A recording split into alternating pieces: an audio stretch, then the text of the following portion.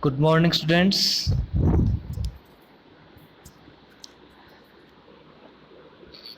Since your schooling, you have been studying a lot about the grammar. In the English grammar classes, you have learned the topics again and again. The same topics are repeated again and again. And the main purpose behind teaching you grammar is only to enable you to communicate well in English language. You know, English is your second language, it is not our mother tongue. So, if we want to learn English, we have developed syllabus and curriculum. And in English classes, the more focus have been on the topics of grammar. Now, today, just let you think why this communication is important. What is this communication? What are the skills that are needed in this process? So, dear students, here I must mention that communication is an integral part of life of every creature. Every creature in this world, on this earth, communicates in a way or other, and whatever the purpose behind using his skills for communication, it achieves its target.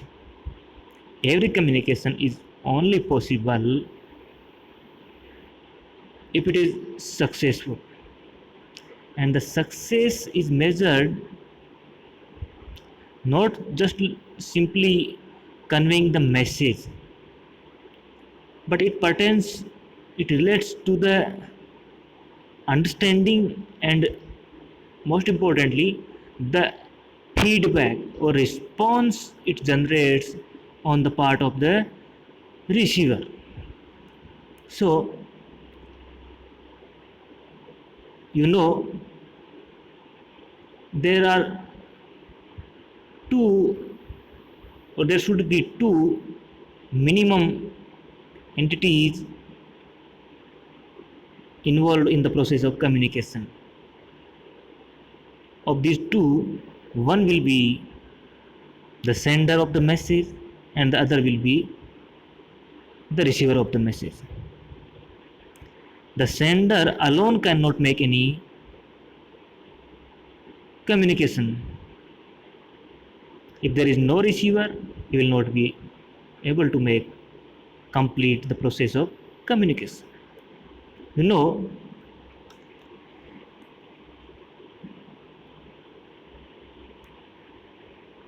humans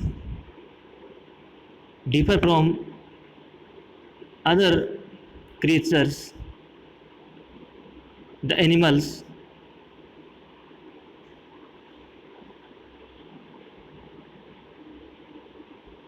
only in the sense that they possess the inherent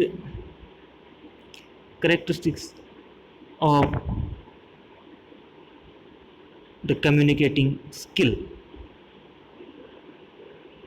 All creatures, all animals communicate, and they have particular way of communicating their meaning. But human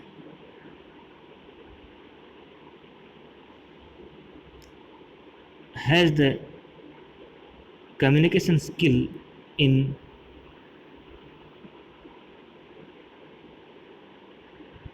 a higher level.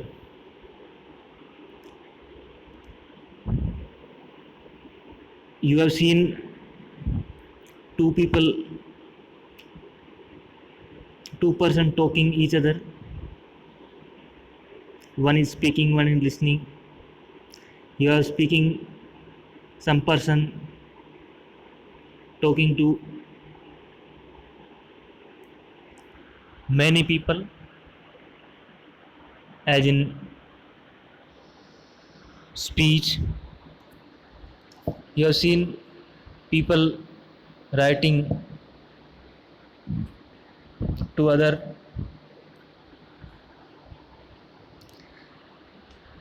You have seen some people use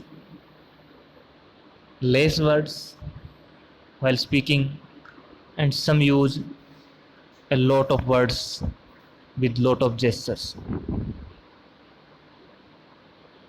You also seen some people communicating in written forms. You have seen people communicating in very simple words and sentences, and you also experience people who have who make who use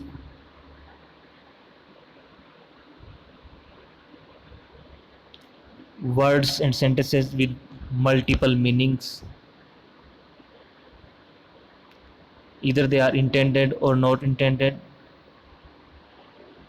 Some people understand only the simple meaning, and some are able to understand